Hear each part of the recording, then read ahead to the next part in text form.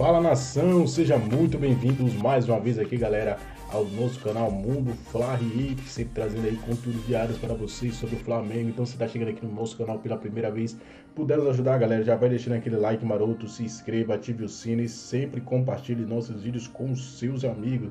Nessa segundona aí, dia 16 de setembro, estamos trazendo para vocês as últimas novidades do Mengão aí. Clima quente nos bastidores aí entre Tite aí a direita. No Maracanã, o Tite, nossa senhora, ele realmente demora para chegar um pouco de discernimento para vir falar aqui com vocês. Então deu para sentir como é que o Flamengo realmente tentou absorver esse impacto que foi esse empate com o Vasco, porque jogou muito bem, mas não levou o resultado. O Vasco comemora porque fica tranquilo ali no meio de tabela, né? Pensando mais até na Copa do Brasil, e o Flamengo cada vez mais desconectado do topo da tabela e fica uma tarefa difícil ali buscar o título brasileiro. Ô Pedro, você fica na nossa conversa também, porque a gente vai avaliar também as questões de peças. Esse número não seria um absurdo termos, então, 5 vitórias e um empate. E ontem ele faz o inverso, né? Ontem com o Flamengo, com o resultado, o Vasco consegue, como o Pedro usou a expressão aí, a água no chope da torcida rubro-negra. O desenho ali para a partida estava muito bem encaminhado para 1-0 do Flamengo, mas eu acho que essa tela aqui do Vasco estar se recusando a perder também diz muito sobre o que foi o jogo, Breiler? Diz, Mari, e diz também sobre o que é o Vasco sob o comando do Rafael Paiva. A gente precisa lembrar que no jogo do primeiro turno, o Vasco sofreu sua maior goleada no Clássico, era um clima de desalento total, o Vasco não enxergava perspectiva de melhora, o trabalho do Álvaro Pacheco já estava condenado ao fracasso naquele momento, e chega o Paiva e resgata não só a confiança do time, mas a autoestima do torcedor do Vasco. E isso foi muito importante, porque quando acontecia esse tipo de cenário, e nos últimos anos tem sido assim, o Vasco sempre no clássico contra o Flamengo tentando resistir da maneira que pode, porque do outro lado tem um time muito superior tecnicamente. Mas antes, quando o Vasco sofria um gol no clássico, estava condenado à derrota. O torcedor já sabia que não ia buscar. Quase goleada, né? Exato. E da última vez que isso aconteceu, o Vasco com essa atitude, foi lá em 2019, aquele gol, aquele clássico do 4-4, ainda sob o comando do Jorge Jesus. Né? Em Brasília, não foi? Não, foi no Maracanã, mas o gol do Ribamar no finalzinho, mas faz 5 anos já. Então o Vasco ficou muito tempo em uma condição de muita inferioridade de autoestima, de saber que é possível competir contra o Flamengo. E por mais que o Flamengo tenha jogado mais, tenha tido mais posse de bola, mais finalizações, o tempo inteiro o Vasco esteve vivo, o Vasco esteve interessado no jogo, mostrando que não é frágil mais como há muito tempo foi. Então isso é um aspecto importante. O Paiva conseguiu resgatar a competitividade do time a ponto de pensar, no final do jogo, o Vasco estava com energia para, quem sabe, buscar uma virada. Mas no fim das contas, a gente olha o Vasco muito mais com essa... Estava ganhando e querer ampliar. Por isso, eu achei muito boa a edição, parabéns, muito boa a edição. Quando a gente pega o clima fúnebre do Tite, quando ele fala de tristeza, porque sim, o Flamengo poderia ter vencido o jogo, e o Paiva, a primeira palavra que a gente pegou na edição, assim, sim, alegre, feliz, tal. Rolou um no outro ali, pelo né? Resultado. Isso é perfeitamente coerente com o que eu vi em campo. Agora, tem uma coisa que aí, assim, eu vou ter que... O Breiler já falou, mas eu queria só repetir uma. É que hoje em dia o Vasco não está negociando. Você tem que jogar e você tem a oportunidade, você tem que fazer os gols. Porque o Vasco não vai negociar. Ele pode perder os jogos, ele vai perder jogos. Mas ele vai lutar o tempo inteiro. Então, mas o Vasco ele tem mais, já que a gente falou do desempenho do Flamengo, o Vasco ele tem mais desempenho ou ele tem esses resultados por causa do empenho? Ah, então... Se eu fosse fazer uma opção, eu ia ficar mais pelo empenho. Mais pelo empenho. Porque o Vasco, quase todo jogo, corrige urgentemente uma situação que está dando errado. Mas vamos combinar, né? Sendo realista... Isso é uma coisa. E corrige bem, tá? Então, e sendo realista, é o que tem para o Vasco hoje. Sim. Ainda mais em jogos contra o Flamengo, que tem um adversário superior do outro lado, tem de jogar dessa maneira, mas há coisas para o Paiva corrigir também. O time no primeiro tempo, mais uma vez, e até com uma boa novidade, o Jean Davi entre os titulares, mas não funcionou. Então o Vasco tem tido esse roteiro parecido. Primeiro tempo ruim, corrige no segundo tempo, melhora, ou vai buscar uma virada, ou ganha os jogos no segundo tempo. Então precisa se concentrar e ter mais intensidade também nas etapas iniciais. Mas ontem, por exemplo, o Paiva, que geralmente tem uma leitura muito boa dos jogos, demorou a mexer. Se ele tivesse feito as alterações antes, o Vasco poderia não ter saído atrás do placar, mas ainda assim não dá para reclamar de um técnico que vai buscar um empate contra o Flamengo num cenário adverso e tem 6 jogos de invencibilidade no Campeonato Brasileiro. O Vasco hoje tem 10 pontos de distância para o Z4. Está muito tranquilo para poder focar na Copa do Brasil e muito vivo na temporada, jogando dessa forma, com entrega, com suor, com muita dedicação, de buscar um título que no começo do ano, e principalmente depois de tudo que aconteceu, saída da 777, a passagem do Pacheco, é inesperado. E aí tem um ponto que ajuda a entender mais o vestiário triste do Flamengo, que é exatamente isso que o Breila está falando. O Vasco consegue no Brasileiro, não vai disputar o título, mas consegue no Brasileiro, ok, não vou correr tanto risco, vou conseguir priorizar outra competição. O Flamengo nunca priorizou. O Pedro está falando isso com a gente desde o início do ano. Sim. Entrevista coletiva do Tite desde o início do ano. Na véspera da final do Carioca, ou seja, desde o início do ano falando sobre isso. O resultado de ontem, e aí eu não acho que o desempenho tenha sido tão fraco, o resultado de ontem aumenta a distância. Sim. Porque a rodada... Aí eu estou falando em Campeonato Brasileiro. Porque a aspiração, a ambição do Flamengo... O Flamengo tem que disputar o Campeonato Brasileiro. Tem que ser, gente. O Campeonato Brasileiro é o campeonato que ocupa 7 meses do seu... Ele é o campeonato que premia o equilíbrio, a regularidade, o elenco. Assim, no mundo real que a gente vive, ele premia 7 meses do seu salário. É verdade. Sim, você não pode simplesmente falar, não vou disputar isso aí, porque eu tenho outras competições. Tem clube que está fazendo isso. Jogando para o alto 7 meses de salário, né? E clube dirigido por empresário, inclusive. E aí você pensa, o Flamengo tem que disputar.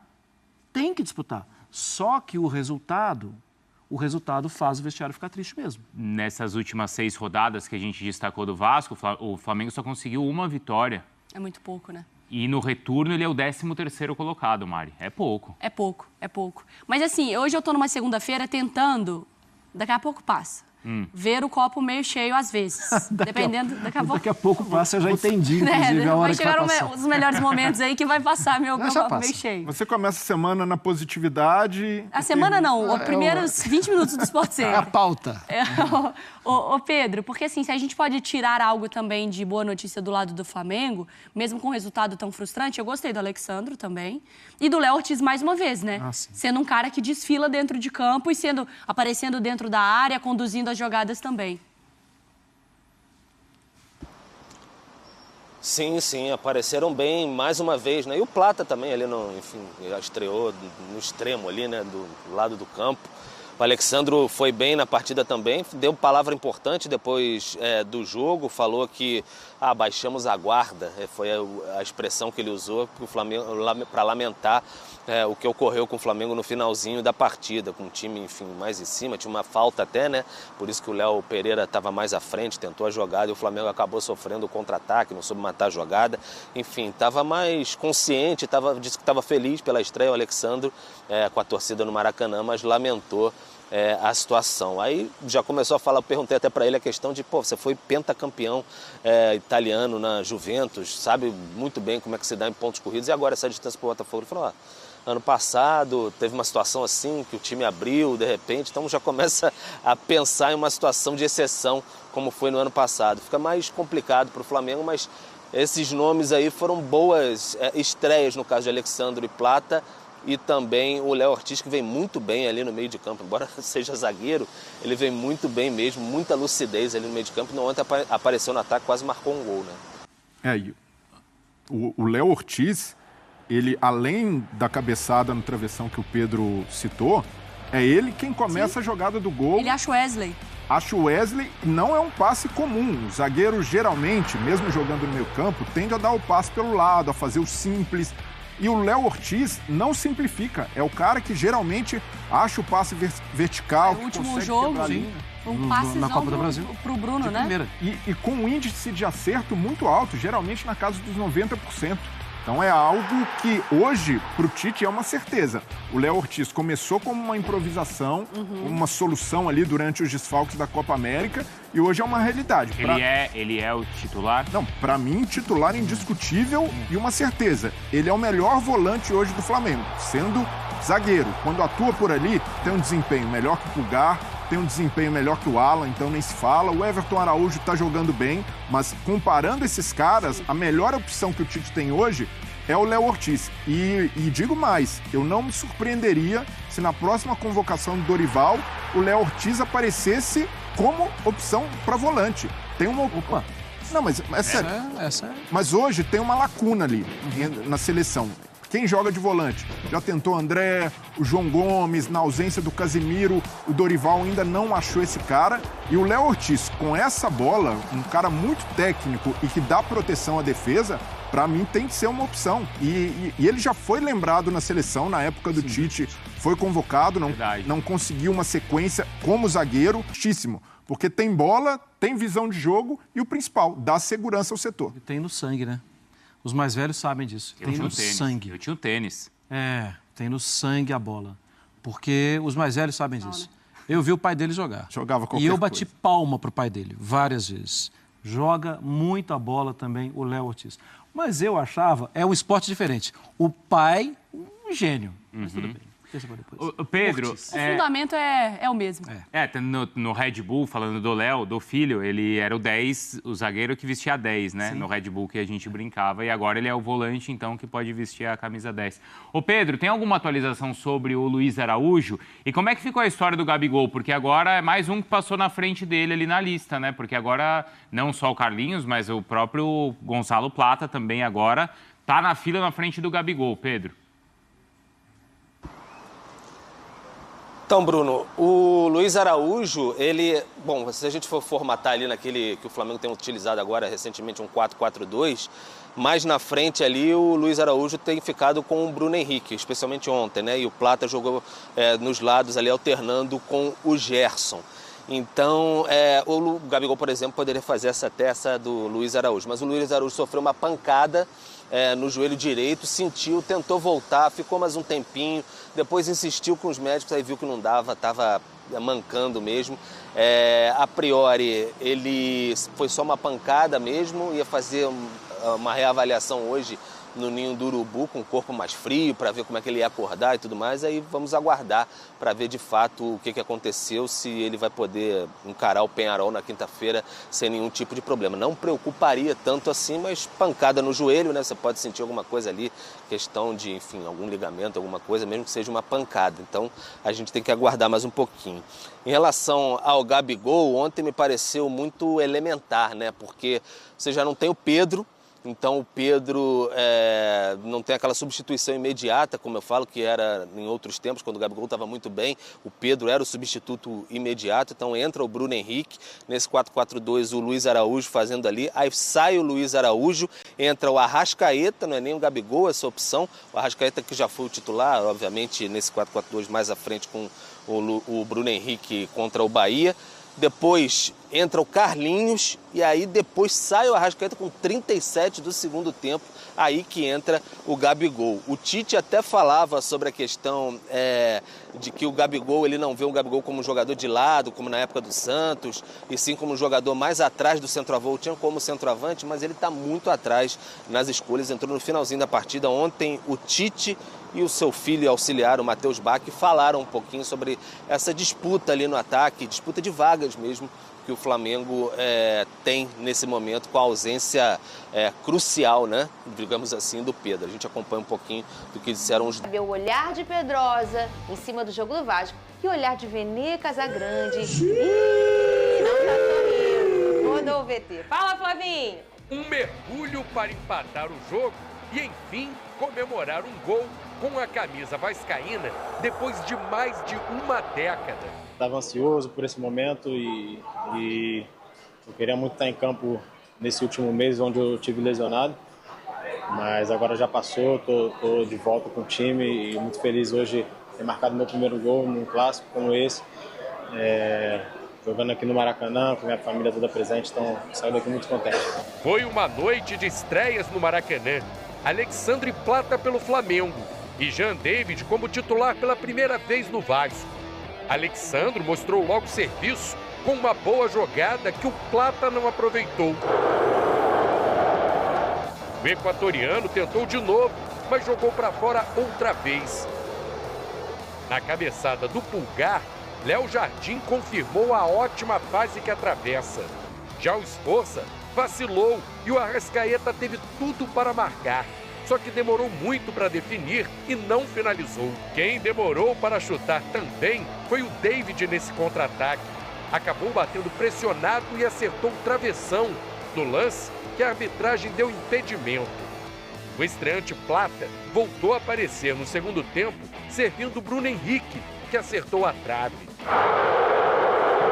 O Flamengo pressionava e depois do cruzamento do Alexandre, Ortiz cabeceou no travessão. Até que o Gerson caprichou e colocou no canto do Léo Jardim. Fazendo justiça, jogava melhor. Meus amigos, nunca despreze a força do sentimento de uma pessoa traída e nem de um clássico regional, Vene Casagrande. Isso aí, e tem uma outra coisa muito forte também no Brasil, que aí é a lei do ex. Mas não aconteceu nada com isso, não. Ô, Lucas Pedrosa, eu quero que você me fale o lado do Vasco, Vene Casagrande o lado do Flamengo. E contigo eu pergunto, mereceu o empate o Vasco? O Flamengo foi, em grande parte aí da partida, ele teve alguns controles das ações. Você acha que o Paiva errou em algum momento da partida? Você gostou do que o Vasco apresentou? E depois é a vez de Vene Casagrande, que hoje ele não tá com muito sorriso, não. Eu acho que ele não tá feliz. Depende do ponto de vista. Fala, Pedrosa! Boa tarde, Fernanda, Boa Vene tarde. Casagrande, galera de casa. Parabéns pela vitória, Pedrosa. Não teve vitória, não. Mas talvez tenha sido o jogo que te tirou da... Talvez tenha sido o jogo que te tirou da briga pelo título. Sim. Que o negócio ficou longe. Título, cara? Ué, título do Brasileirão. Se o Flamengo vence o Vasco, ele continua na disputa ali próximo. Eu acho que o Flamengo nem tá mais pensando no Brasileirão, mas depois eu falo sobre depois isso. A gente fala. Perdão. Tá bom, Coutinho. Gente, pelo amor de Deus, não tem cadeira perto, não. Vocês estão muito nervosos, né? Pelo amor... Pedrosa não seria homem de fazer isso. Não, Datena! Não! Tira tudo, negócio de banco, em show, cadeira... Não, Datena, não! Não, vai, Depois Pedro. não vai pegar ambulância, viu? Vai. Vamos lá.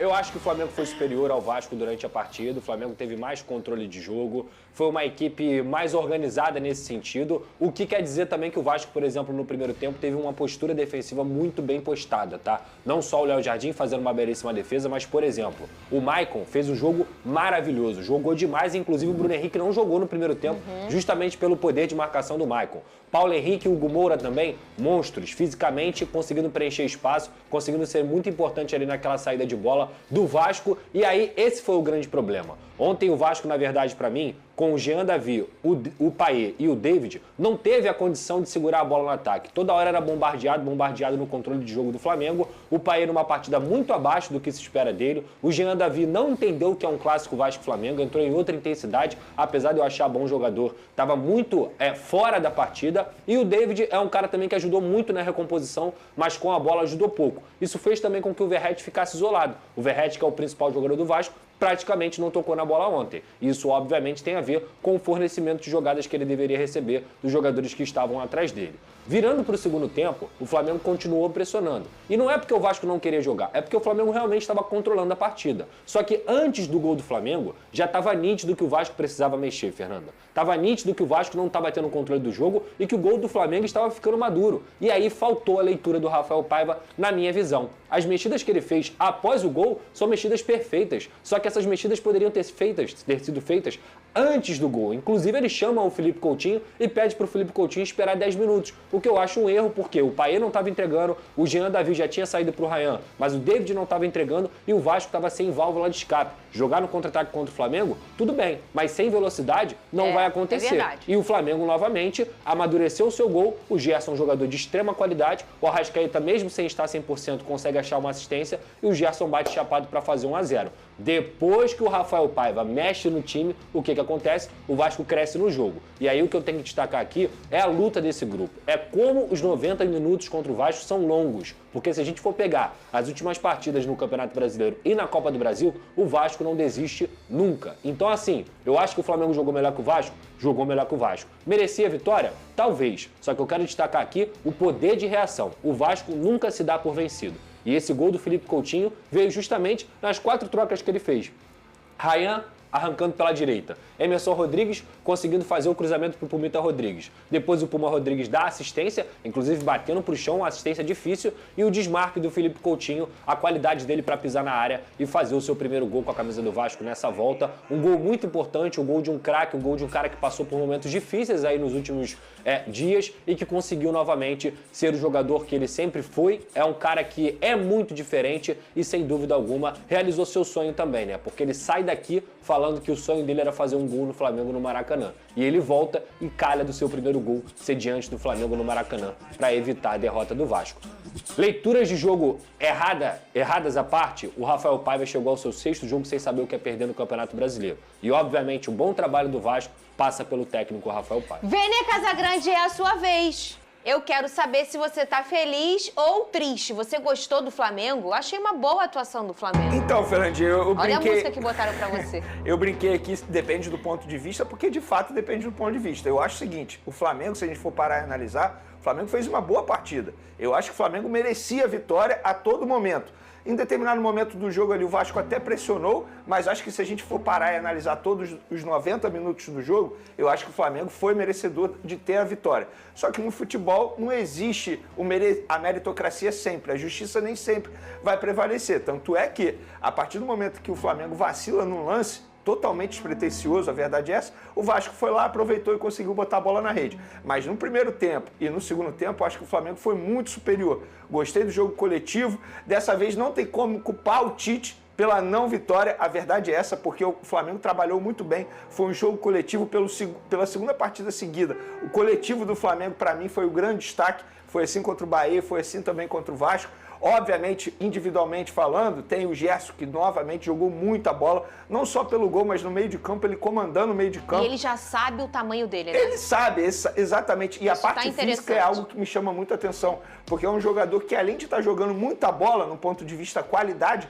também tem na quantidade. Olha quantos jogos o Gerson tem na temporada, está jogando muita bola. Infelizmente, o Luiz Araújo precisou ser substituído depois de ter sofrido uma pancada no joelho. O Arrascaeta acabou entrando e depois ele foi substituído porque a programação nem era para ele jogar tanto. Sim, você tinha dito isso nos seus canais antes do programa, ele ficou jogo, cerca né? de 70 minutos em campo. A programação era ficar no máximo 45 minutos. Ele mesmo pede para sair, Ele né? mesmo pediu para sair. E aí entrou o Gabigol no lugar dele, muita gente questionando o Tite, depois a gente pode até falar sobre isso. Mas a partida do Flamengo foi uma partida muito boa. Então, olhando o copo meio cheio, eu acho que o torcedor ele pode ficar feliz pela atuação, pelo desempenho. Obviamente, o resultado, se a gente for parar e analisar, não era o resultado que nem o Tite imaginava.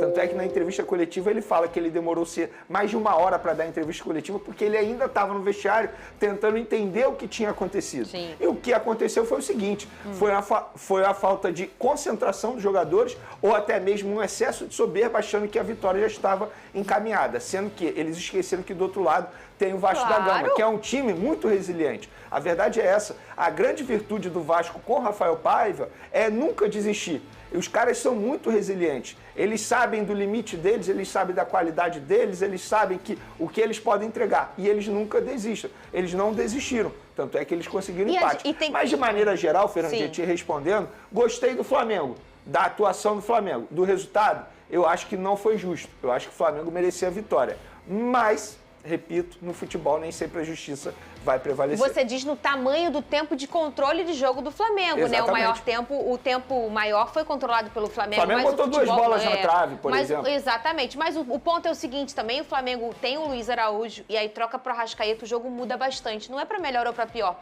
O estilo de jogo muda. E depois troca, a saída do Arrascaeta também muda mais um pouquinho. Você pediu pra gente separar o início da origem, a origem Exatamente. do gol, desculpa, do Vasco da Gama. O que você queria comentar em relação a isso? Porque muita gente está crucificando apenas o Léo Pereira. Olha aí, ó. Eu acho que o Flamengo jogou bem coletivamente falando, mas quando sofre o gol, também sofre o gol coletivamente falando. O erro da jogada começa com o Léo Pereira, que ele estava lá no ataque porque a jogada tinha sido um cruzamento. Então ele estava lá, beleza, ele poderia ter pego a bola, ter tocado para o lado, ter segurado mais o jogo. Primeiro, ele tentou ir ao ataque, depois ele cavou uma falta, totalmente errado. E também a gente pode ver o Wesley, que é lateral direito, estava fazendo o que lá na ponta esquerda? Uma desorganização total. E logo depois a gente pode ver o Everton Araújo, o volante, teve a oportunidade de parar a jogada, fazer uma falta e... eu acho que ali faltou experiência do jogador, ele acabou não fazendo isso.